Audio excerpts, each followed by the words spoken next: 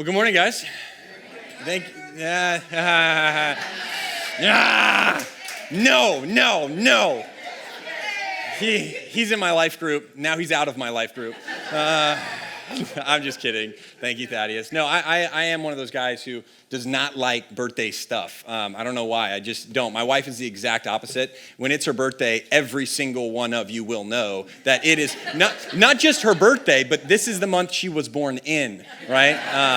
And so it's a big deal, which is warranted. You know, she is worth a month. Me, I'm like 3.5 hours. No, anyway, so I appreciate you guys. If you don't know, if you're visiting, my name is Austin, and one of the Bible teachers here. And today, you are joining us at a very interesting time because we are in the middle of a series that is called Cross Culture. In this series, we are confronting a lot of issues or crazy things in our day and age, and we're hopefully doing it with biblical truth and biblical clarity woven all throughout this discussion. And so, real quick overview. The very first week, we started at a very basic level. We laid a foundation. We talked about the Imago Dei. We talked about how men and women are created in God's image and how every single person, male and female, has an irrefutable glory about them because God created them and how that's a beautiful thing. And then the second week, we talked about how men and women are made for each other in a complementary relationship and how in the context of marriage, we complement each other in such a beautiful way, and that's a good thing, and how men and women are better together, not just in marriage, but in society, when we work together as male and female. And then last week, we discussed LGBTQIA plus stuff, and we jumped right on that landmine. And I think it went well. I hope it did. It was a really good, I think, important discussion for us to have. But today, if I'm being completely honest with you guys, I have never been more fearful and more intimidated to teach a lesson than the one that we're teaching today. If you're not aware, the lesson today is on abortion. I really struggled this week. In fact, last night I was having you know when you're thinking about something so often, then you just start to dream about it? Maddie got home pretty late last night from a party, and she got in from a bachelorette trip. She got in, and she came in and was like, "Hey, Austin, how you doing?" I'm like, "Maddie, I got to teach on abortion tomorrow. I can't." And I was in the middle of dreaming about this morning because of how it's on my mind so much. And I think the reason I've been so nervous about this discussion is because this is a very real issue that many of us are affected by or have been a participant in. And it's a very hard thing to try to navigate with truth and with love. And so I was praying, and I'm thinking, how can I frame this discussion? How can we kick off this discussion on abortion in a fruitful and beneficial way for everyone? And I figured a good way to do this would be by citing some statistics about what is going on with abortion right now in our country. So I'm going to cite two main institutions here, the CDC and then the Guttmacher Institute. And so here's some facts on what is happening right now when it comes to this discussion of abortion. So right now, according to the Guttmacher Institute, 1 in 4 women, or 24% of women, will have an abortion by the age of 45. So that is 24% of women under the age of 45 will or have already had an abortion. Since 1973, when Roe v. Wade was signed into law, it's estimated that 63 million abortions have taken place inside of the United States of America.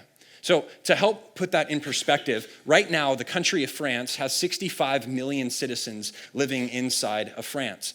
And so what this means is that since 1973, the U.S. has aborted as many babies as there are people living in France right now.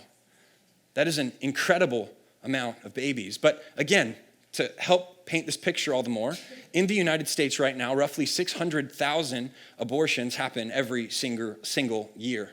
That, again, to put it in perspective, means that as Americans, we abort more babies every year than there are people living inside of entire countries such as Iceland, Montenegro, Belize, and the Bahamas. That is a lot. That is a lot of babies. And I think most often when this discussion of abortion gets talked about, we think of women, which is good. There's a lot of pain, there's a lot of remorse, there's a lot of regret that women deal with, but abortion also affects men in a very real way. Perhaps there's some of us listening to this lesson right now, and we have memories from our past life where we got our girlfriend, a fiance, or a one-night fling pregnant, and we encouraged her. We really heavily pushed her into going through with an abortion at that time because maybe we weren't financially stable. Maybe we did not want to assume the responsibility of what a child would look like at that time. And so the easiest way out for us would be to go through with an abortion. And that weighs on our hearts. Thinking that right now we could have a child and thinking of the conversations that we have that led to that decision to go through an abortion can be incredibly difficult. And so I recognize that this discussion can be a very hard one. I recognize that for some of us, when you saw that we would be talking on this issue of abortion, you maybe thought to yourself, I think I'm going to skip out on church this Sunday. I recognize that for some of us, when you see that there's this issue of abortion, some of us may think that this is an unforgivable sin. Some of us may think that other people think that if we had an abortion, this is an unforgivable sin and the most shameful thing that has ever been committed, and there's no way of restoration for us. And so it's with all of this in mind, it's with all of this context, I thought a good way to begin this discussion is by front-loading our time and telling us about the forgiveness, restoration, kindness, and mercy that is offered to us in Jesus. That is the most important thing, and I think that's the best way to frame this discussion. And so the first question that we have today is this. Number one, can I experience healing and restoration after an abortion? The answer is an unequivocal yes. Yes, you can. Romans chapter 3, verse 22 says that we are made right with God by placing our faith in Jesus. And this is true for everyone who believes, no matter who you are. So when it comes to experiencing healing from abortion, listen, friends, it starts and it ends with a relationship with Jesus. Now, I know that this may be hard to do, and this may be kind of weird for some of us, but for me, something that helps me immensely when it comes to my thoughts of wrestling through past mistakes and past failures, and something that brings me an incredible amount of comfort is trying to envision Jesus on the cross. Now, this is not a beautiful scene. This is not a glamorous scene. This is not an aesthetically pleasing scene. I picture Jesus hanging on a Roman cross with a crown of thorns placed onto his skull. I picture whip wounds across his body and cuts from being whipped by Roman soldiers. I picture spit rolling down his chest from soldiers who spit on him and were mocking him.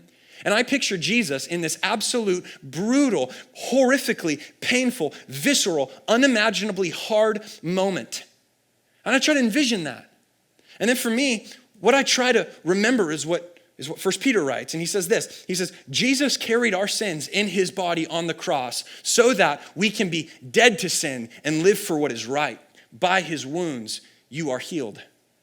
So what this means for us practically is that every single wound, every single cut, every single coarse comment, every single whip that Jesus took on his body that day he was crucified was meant for me, was meant for you, was meant for sinners who had made mistakes time and time again. But he took it upon himself and he offers us forgiveness. He offers us a new life. He offers us freedom. By his wounds, you are healed. What this means for us is that if we have walked through this act of abortion, or if we've thought through it, or if we've ever gone through with one, what we need to realize is that his forgiveness extends to you. It extends to me. A common phrase that you hear pastors use quite a bit is that it is level ground at the foot of the cross. Every single one of us needs the gospel just as much as the person sitting next to us, regardless of if we've had an abortion or not. An abortion is not an unforgivable sin. The mercy of God extends to you, and it can transform you from the inside out. It can transform you from the inside out. And so when it comes to this discussion, I want to front load our time by reminding us of how Jesus interacts with us in the midst of this conversation. Because for some of us, the things that I'm going to say are going to be incredibly difficult. They're going to make us angry. They're going to really frustrate us. And we're going to want to look around, and we're going to look at people who view this differently than us, and we're going to get angry, and we're going to point fingers, and we're going to go, there's no way, there's no reason that they even deserve a spot at the table, or that I should even listen to what they have to say. That's an incorrect view. The same things that they're living through is the same things that we've been saved from. They need the mercy of God just like we do. And we have to be able to see that. We have to be able to communicate that clearly and efficiently. And so here's what I want to do today. That was our first question, but I want to walk us through a total of 4 questions with 3 left to go. Our second question today, we're going to be looking at what the Bible says about human life, specifically what the Bible says about babies in the womb. Thirdly, I want to talk over some of the most popular pro-abortion arguments that we hear in our culture. And I want to offer solutions or responses or hopefully some wisdom to those discussions. And then fourthly, I want to send us off by equipping us with practical ways that we as Christians can uphold the value of life, how we can do that. And so here's question number 2. It's this: does the Bible address the issue of abortion? Does the Bible address the issue of abortion? So let's start this way. The word abortion is not anywhere in the Bible. So you are not going to find the word abortion in Greek, in Hebrew, or in Aramaic in the Bible anywhere. You're not going to find it. But here's what you will find. The Bible touches on topics that specifically relate to the issue of abortion time and time and time again. For our discussion today, there are 3 primary areas that I want to point out that will hopefully show us God's heart when it comes to this issue of abortion. So here's letter A. Very important, letter A. God recognizes life before the womb. God recognizes life before the womb. You are reading that correctly. He recognizes life before the womb. Here's what Jeremiah 1:5 says. It says this: I knew you before I formed you in your mother's womb. That is an incredible statement by God. That is God telling Jeremiah, before you even existed, I knew who you were, I had a plan set out for you, and I knew everything about you. And so what this means for you and me today in 2022, June 12th, is that in God's omnipotence, omniscience, and sovereignty, he knew everything about us before we even existed. Before the concept of who we are ever was on anybody's mind. So here's what's crazy. I was thinking about this week and I was praying through this and I was thinking, okay, so Maddie and I right now are kind of in this process of wanting to start a family soon. And as I was writing this point, I was thinking, oh my goodness, God already knows our kids. Like he already knows our kids. He already knows that my son is going to be a basketball star. Amen. Yeah, he already knows that. Like that's crazy to me. He already knows like what color hair our children are going to have. He already knows the fingerprints they have. He already has organized their DNA. He already knows who our kids are. And we don't even have any kids. We don't even have any kids. But in God's all-powerfulness and his all-knowingness, he knows our kids before we even can envision what their face looks like. God recognizes life before the womb, but it doesn't just stop there. Letter B, it says that God plays a role in the creation of life in the womb. God plays a role in the creation of life in the womb. So not only does God know about us before we exist, but we are told in the Bible that God plays a very active role in the development of us in the womb. So here's what Psalm 139, 13 through 16 says. It says this. It says, for you created my inmost being. You knit me together in my mother's womb. I praise you because I am fearfully and wonderfully made. Your works are wonderful. I know that full well. My frame was not hidden from you when I was made in the secret place. When I was woven together in the depths of the earth, your eyes saw my unformed body. All the days ordained for me were written in your book before one of them came to be. So what we can gather from this passage is that God knows and cares for the life of a child in their mother's womb. Not only that, we see from Scripture that God, with his very own divine hands, plays an active role in knitting together babies that are growing in their mom. He plays an active role in that. So, that's our second point. This is our third point, letter C. God values the life of a baby in the womb. God values the life of a baby in the womb. How do we know this? Well, as it turns out, in Exodus, we see that there are some pretty dire consequences for people who injure a woman, which results in her pregnancy being lost. Here's what Exodus 21, 22 through 25 says. It says, if people are fighting and hit a pregnant woman, and she gives birth prematurely, but there's no serious injury to the baby, the offender will be fined whatever the man's husband demands and the court allows. But if there is serious injury, if the baby dies, you are to take life for life, eye for eye, tooth for tooth, hand for hand, foot for foot, burn for burn, wound for wound, and bruise for bruise. And so what this passage is addressing is a scenario where a pregnant woman gets injured and then prematurely gives birth to a stillborn baby.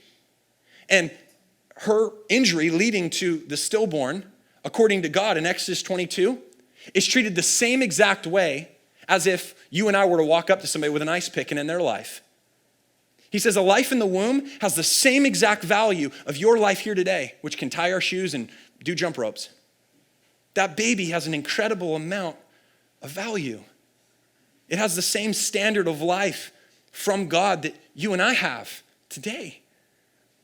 So God values the life of a baby in the womb. So as you can see, the Bible places incredible amount of value on the life of children in their mother. What we see from the Bible is that God is personally involved in the nuance and intricacy of forming life. And then we see that God places the same value on your life as he does in the life of a baby in their mother's womb. Now, there's a lot of other things that we can talk about when it comes to this concept of what the Bible has to say about children in the womb, but we don't have time to go through all of it today. There's a lot else we could talk about, and there's books and different sermons that are written just on this concept of what Bible says about this, but for our time today, I think this is going to have to suffice. So let's move on to our third question, which is this.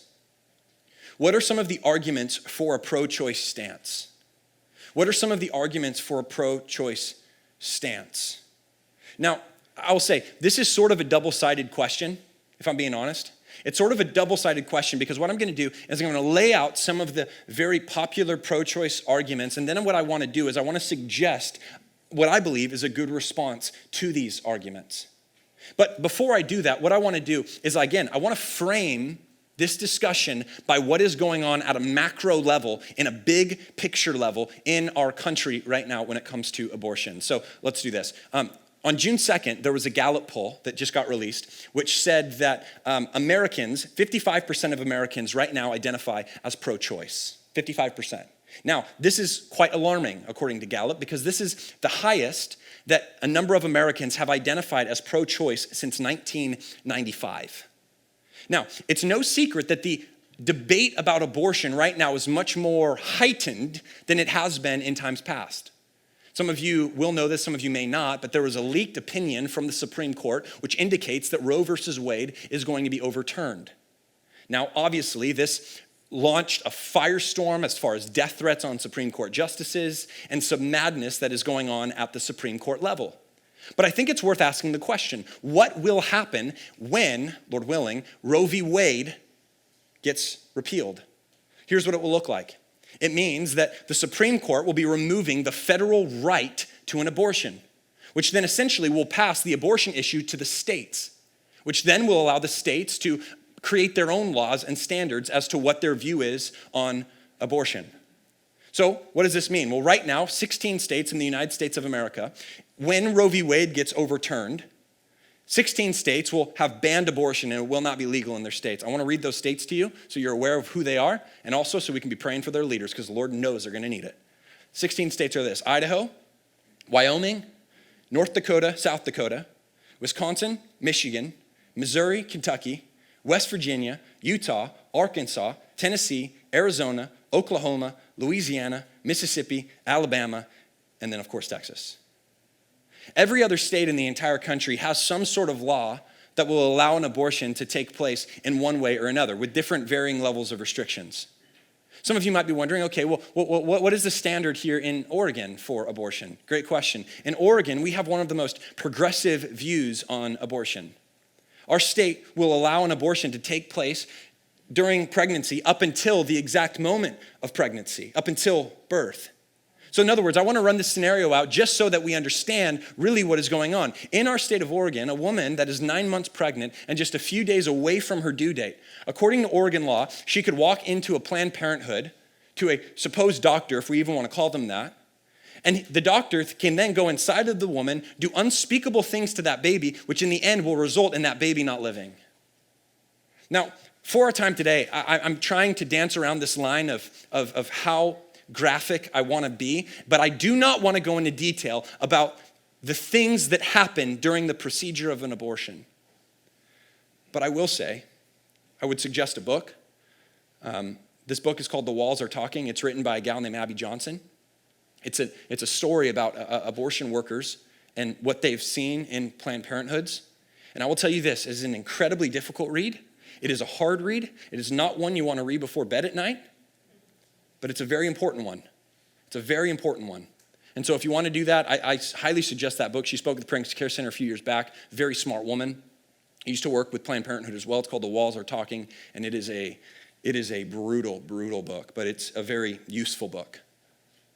So now that we know kind of what's going on in the USA from a very macro level when it comes to this concept of abortion, I want to talk about some of the particular arguments that we hear when it comes to the right to protect abortion. Now, again, I'm adding a lot of caveats here because I'm trying to be incredibly precise. Caveat. One of the reasons that I'm going to be sharing arguments from a side that I do not agree with is because I believe right now in our country there is this massive disconnect. And there is a massive disconnect because both sides don't want to sit, listen, and understand. We like to yell at each other. We like to scream at each other. We like to do pop shots on Facebook and act like we're super smart and super witty and super brave for sitting on a keyboard and writing things. But oftentimes it doesn't actually result in any kind of change. And I think if we really want to experience change, it's going to start with us using our ears and asking questions and trying to understand. Because when we understand why it is that people believe a certain thing, it then will allow us to enter into discussions with them that hopefully will be fruitful, which will lead them to a better understanding that the same gospel that saved me is the same gospel that you need, and that this is a gospel issue, and that Jesus saved my life radically. He can do the same for you. But oftentimes those discussions can't happen because we're shooting past each other. We're shooting past each other. And so that's why I'm going to be bringing up some of these arguments here so that we can do a better job of understanding how to relate to our world. That's why we're doing this cross-culture series. 1 Peter 3, again, says, always be prepared to give an answer to everyone who asks you to give the reason for the hope that you have. This is why we are doing this. We want to have answers. We want to be able to engage in a productive and fruitful, loving, and truthful kind of way. And so it's with all this in mind, the first argument that we oftentimes hear used to protect abortion is this one. Number one, the fetus inside of a mother is just a clump of cells. The fetus inside of a mother is just a clump of cells. Now, this is a very popular argument. Again, as I was studying for this lesson, I was reading and watching and listening to countless debates and countless discussions, and every single one had this claim in there. The fetus is just a clump of cells. And there oftentimes was a correlation to other cells in the body, saying things like the human body loses millions and millions and millions of cells a day, and a fetus is nothing more than that. It's cells that are discarded, that can be discarded or kept, and it just depends. They're just a clump of cells. Now, the main purpose of this argument, which is, I think, important that we realize, the main purpose of this argument is to try and devalue the life of a baby in the womb. In fact, this is very important. I need us to hear this clearly, and I'm going to touch on this a little bit later, but I'm very passionate about this. One of the tactics that is used in pro-choice lingo is to try and manipulate language to remove the idea of personhood. So for example, I'll give you an example. In reference to a baby in the womb, instead, they will say a clump of cells in the womb. So instead of a baby in the womb, they'll say a clump of cells, because you and I both know the idea of a clump of cells is much different than a person. The idea of a clump of cells has so much different value than being a person. It removes the sense of individual personhood, and a clump of cells is justifiable to discard, but a person, that's a different animal. Another term that's manipulated is the term fetus. We often hear the word fetus used to describe a baby all the way up until the moment of birth. People will say, Austin, it's a scientific term. I don't care. I could care less if it's a scientific term. When we hear the word fetus versus the word baby, there again is a dissociation of personhood and value. And so for me personally, you're not going to hear me ever talk about a fetus. It's a baby. When my wife is pregnant, it's past 11 weeks now, it went from an embryo to a fetus. No, that's our child. That's our baby. It's not a fetus, it's not a zygote, it's not an embryo. That's our baby. It's our baby. And so it's very important that we realize that this discussion is oftentimes used with the idea to dissociate personhood with the baby. And so when we hear this argument of the fetus inside the mother is just a clump of cells, we need to understand that. And so what is the appropriate response then? How do we respond to this kind of claim that the fetus inside of a mother is just a clump of cells? Here's how we do it. It's very simple, friends. Ask this question. Is a mom who's 9 months pregnant with her baby, is that just a clump of cells? 9-month formed child inside the womb of a woman, is that just a clump of cells? I mean, all we got to do is throw in an ultrasound. We just got to analyze something. And I think anybody with a half-rational mind will look at that and say, no, that's not a clump of cells like skin cells that I can wipe off. There's nuance. There's beauty to that life. That's not a clump of cells. I mean, and then we can ask the other question. Well, what do we do about the children that are born prematurely? What about children that are born 2 months early? Was that just a clump of cells? Albert Einstein was born 2 months early. Does that mean that he had zero value until he reached 9 months? Okay, Austin, well, maybe I don't believe in that it's just a clump of cells at 9 months. Okay, well, what about 25 weeks? I believe in abortion up to 25 weeks. Okay, we can talk about that. So a child at 25 weeks is considered viable with modern medicine. It can be kept alive if it is delivered through modern day medicine and machines, which is God's gift. At 25 weeks, here are some things about the baby. The baby has hair. The baby's hiccuping. The baby's on a sleep cycle. Sometimes it doesn't match up with the moms. The baby has brain tissue developing. The baby's growing rather rapidly. And again, it's not a clump of cells. What about 3 months? Well, Austin, okay, maybe not that, but what about 3 months or 20-ish weeks? What about that? Well, let's talk about that. Do you recognize that this clump of cells at 20 weeks can feel pain? Do you realize that the baby's developing a nervous system at 20 weeks, that the organs of the baby are actively growing? What about the limbs of the baby? What about the fingernails of the baby? You can see all of this on the ultrasound. Is that just a clump of cells? Okay, Austin, maybe not that, but I am for abortions in the first trimester, the first 12 weeks in the first trimester. Well, let's talk about that. In the first trimester, the baby's developing its limbs. The baby can open its fingers. Teeth are beginning to form in the gums. Organs have begun to develop. And 3 weeks after fertilization, a heartbeat can be detected. Now, again, I don't know about you, but when was the last time a clump of cells had organs and a heartbeat? But let's roll it back even further. Austin, what about conception? Let's talk about conception. The very moment conception takes place, listen to this, the sex of a baby is determined. It has a unique chromosomal pattern that is specific to that child that is not replicated by anybody else.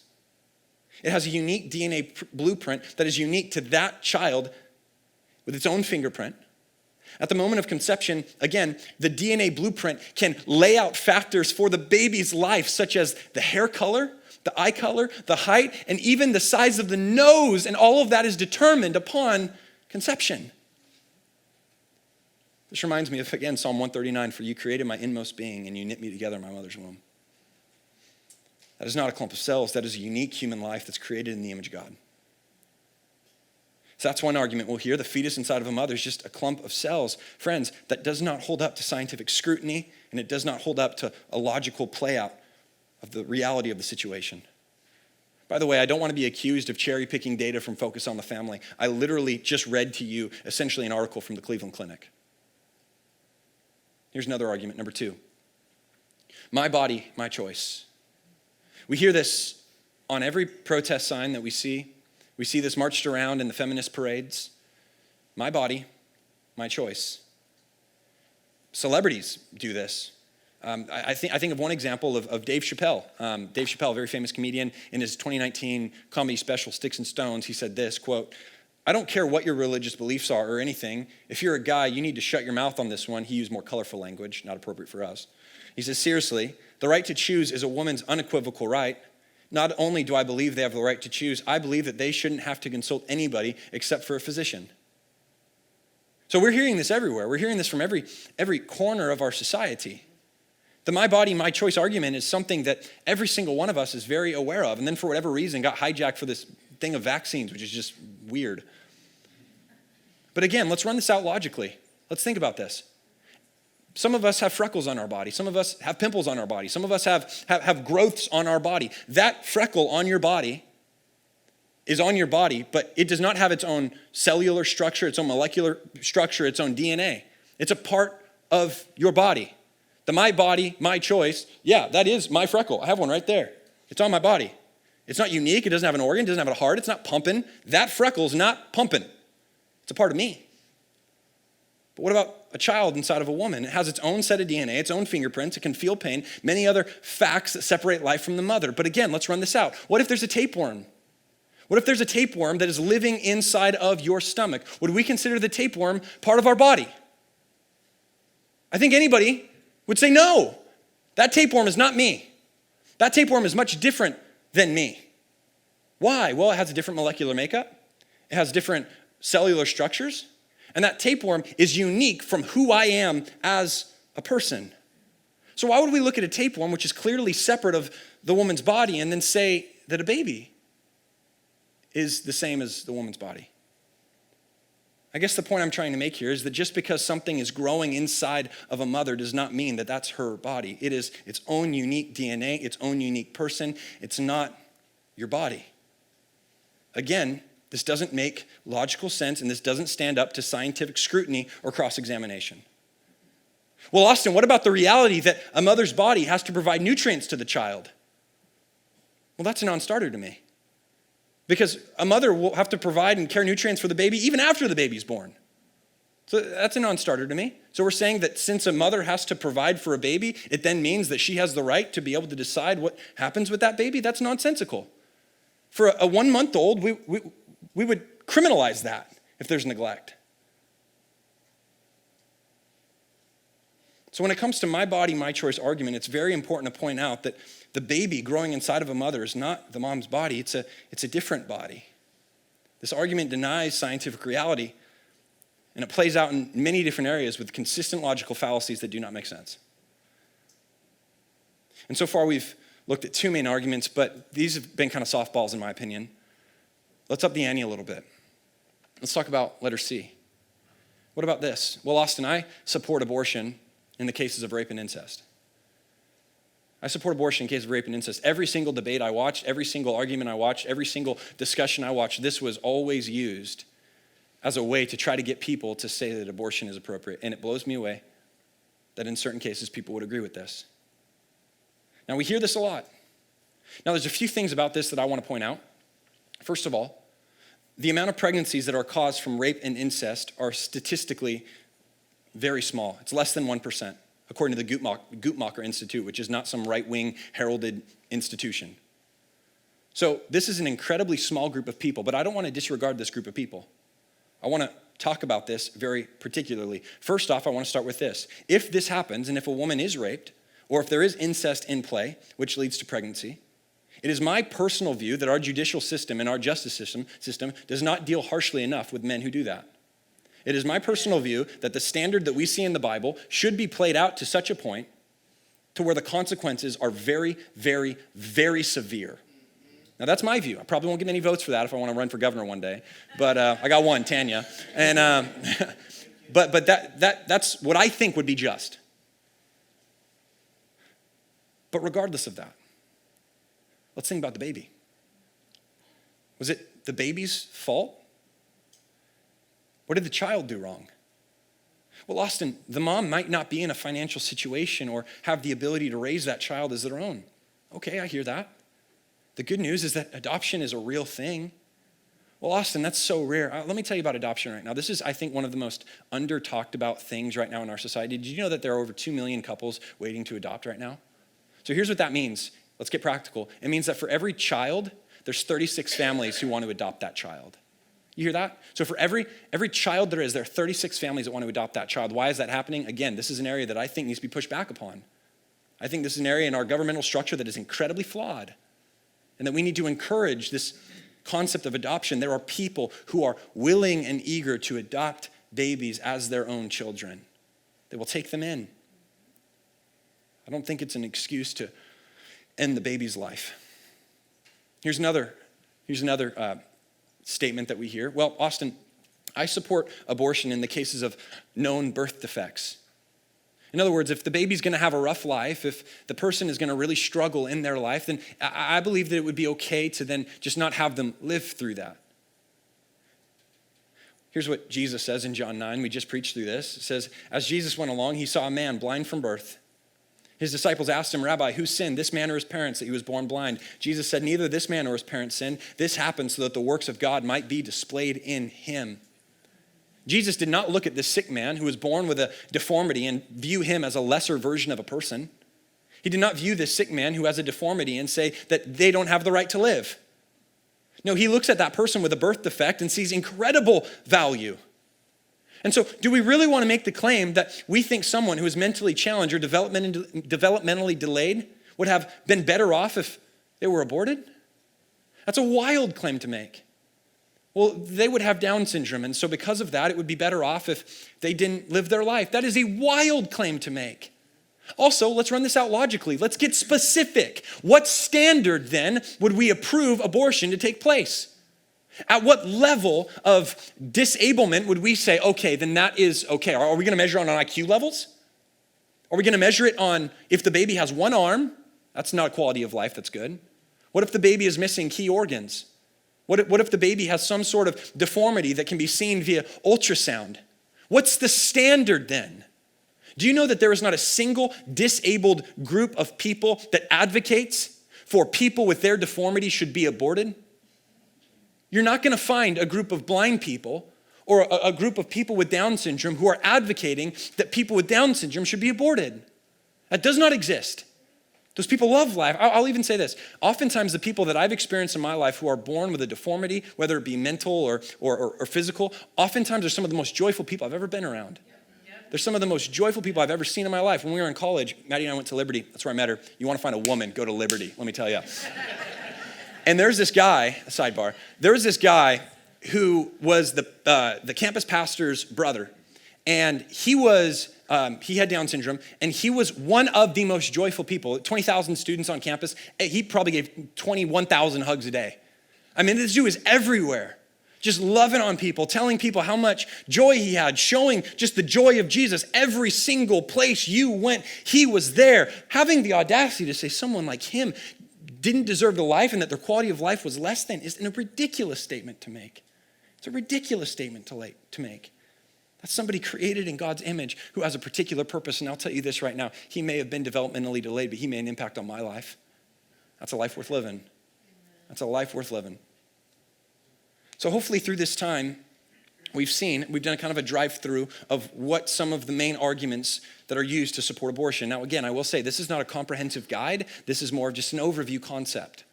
And the hope here is that these certain points, these certain discussions will allow us to kind of think a little bit critically through all of this. I will say on an aside, it is incredibly helpful to be incredibly specific when you talk through discussions like this with folks. I want specifics. So wait, why are you saying that specifically? Because the more specific we are, the more we'll be able to reveal flaws in the logic that they are or aren't using.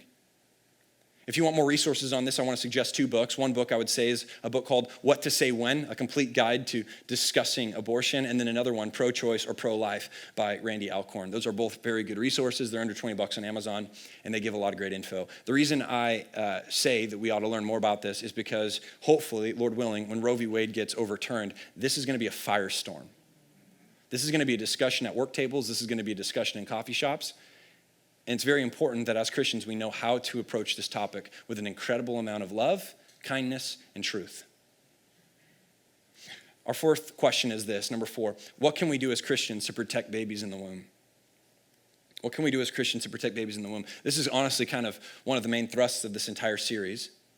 I have a few thoughts on this. I think I have 5 things. First letter, A, use language that describes life and personhood. Use language that describes life and personhood. Now, I sort of touched on this a little bit earlier, but I believe that there is a concerted effort to manipulate language to push certain agendas that are not necessarily things that I want to agree with. For example, the terms fetus, a clump of cells, and I would even say the term unborn are terms that can be used to manipulate to make a certain point which leans to a certain ideology. If you've ever read anything about debate, or if you're familiar with how to debate in a very trained way, you're aware of something called an implied premise. And it's this idea of making a statement that implies an agreed upon truth without necessarily having to talk about that implied upon truth. So I'll give you an example. When somebody says fetus, what they're doing is making a claim that a fetus is something different from a baby. I enthusiastically disagree with that. I do not agree with your implied premise. It is not a fetus in the womb, it's a baby. Again, well, Austin, it's a scientific term used to describe what happens between the transition that takes from the 10th week when the embryo develops into a fetus. I don't care what you want to call it. You can call it an embryo, you can call the baby whatever you want. That is a child. It's not a zygote. It's not an embryo. It's not a fetus. It's a baby. It's a baby. No, well, Austin, it's not scientific. Again, I do not care. It's a child. It's a child. Now, this may not seem like a big deal to you guys, and this may not seem like a very important point, but the truth is, it is remarkable to me how the words we use inform what we believe. The words we use play a huge role in informing what we believe. So when it comes to protecting babies, let's use language that describes life and personhood. This is a war on words. It's very important, and we got to key into this. And this is something that's not talked about all that much, and it doesn't make sense to me. It really doesn't, because words are manipulated and used in certain ways with implied premise just loaded and baked into the cake, and we ought to call a spade a spade. Another one, letter B. This one will get me in trouble. Letter B, vote for pro-life candidates. Vote for pro-life candidates. Again, this is unpopular to say. Anytime people come to church, they hear something like this, there is inevitably going to be some of us in this room that take issue with it. But I believe this wholeheartedly. I believe that as Christians, we have a moral and biblical responsibility, specifically in our governmental system, to vote for candidates that see the value that babies have inside of the womb as image bearers of God. Now, there are some people that will make the claim that if abortion becomes illegal, nothing will change. Just as many people will have abortion anyway, and so what's the big deal? In fact, NBC News actually posted an article, which is a wild article. If you want, you should go read it. They make the claim that if abortion is made illegal, abortion rates would increase by 22%. And 98% of facts are also 100% true. 22%? But what would actually happen if we could ban abortion across our entire country? There's a few real-world examples I could share with you, and if you're so inclined, I would invite you to go look into what happened in Poland in the 1990s. I would invite you to go look at South Korea in 2005 when they legalized abortion. I would invite you to go look at Austria in the 1970s when they legalized abortion and saw what happened when policy changed and then life and abortion rates went up drastically. Or we could stay national. We could just stay here in the United States. We could look at Texas. A 2017 study found that when Texas implemented abortion regulations from 2011 to 2017, so this means that Texas, this is what they did. They raised the bar for abortions. They essentially made it more difficult for people to get abortions in their state. They didn't ban it, they just made it more difficult. So from 2011 to 2017, just by putting regulations in place, it reduced abortions in the state of Texas by 20%. This is according to the National Bureau of Economic Research. This is not, a right-wing Christian conservative think tank. Another study conducted by the National Bureau of Economic Research in 2012 said that if Roe v. Wade were to be pulled back, and if the states then had the right to set their own policies, they estimated that that would reduce abortions by 6 to 15% across the entire country. And so the argument that our political leaders don't play any role in this battle of life is nonsense to me. They do play a role. They play a huge role. And I think we should vote for people who see the value of God's image in the womb. Letter C. I think we should support organizations like the Pregnancy Care Center. I can't think of another organization around here that does more for this fight than the Pregnancy Care Center. The Pregnancy Care Center is an incredible organization. I know some of us here have very close ties with the Pregnancy Care Center. What they do is incredible work. The help that they do for women is remarkable. The counseling that they offer, the grief counseling that is available to people who've gone through with abortions, men and women, is an astounding thing. And right now, I personally believe that we should not be ashamed to say that we support the Pregnancy Care Center.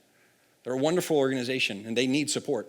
This could look like just verbalizing it, or this could look like actually giving money to them, because they're doing incredible, incredible work, and they're defending the life of children. Letter D. We got to find ways to serve in foster care and adoption. A common refrain that is often hurled at Christians is, you guys only care about life in the womb, but then once they are born, you could care less. That, again, is not true. Historically, it's not true, speaking of the church in a broad sense. The Christian church historically has been one of the few organizations that takes very seriously the role of adoption, foster care, and orphan care. For example, I'll give you a very basic example. In ancient Roman culture, it was often looked down upon to have daughters. Boys were exalted. They wanted more boys. And if they had daughters, oftentimes what they would do is the woman would give birth. The dad would grab the little girl. They wouldn't even put it on the mom because they wouldn't want the mom to get attached. And they would take that little girl and they would walk it out into the countryside or by a river, and they would abandon that baby. And they would abandon that baby and allow that baby to die. Well, it's in this Roman culture where Christian people, Christian churches, swooped in and were walking the river sides and walking around the countries, finding these babies and then raising them as their own. It's one reason why many Bible scholars have pointed out that the early church was packed full of women, packed full of young girls. And the reason for this is that these young girls were abandoned. They were thrown in the countryside, and the Christians were the one who swooped them up and said, no, you're an image bearer. We love you. We take care of you. You are one of us. That's why it's so fascinating. Early on in the Christian movement, there's an incredible power that came from a lot of incredible women, and many of these women had pasts such as this. It's remarkable. So not only do we see a historical precedence for Christians to care for the orphans, we also see in the Bible that James writes that pure and undefiled religion before the Lord is serving orphans and widows in need. So what is pure religion? Helping the least of these, helping moms and women who have been widowed, and then helping children who've been abandoned. So this is a historical precedence that we have as Christians, and this is also a scriptural precedence. And I will say that there are organizations right now that are doing a lot of good work here. One, for example, is Every Child. I love Every Child. Safe Families. These are good organizations.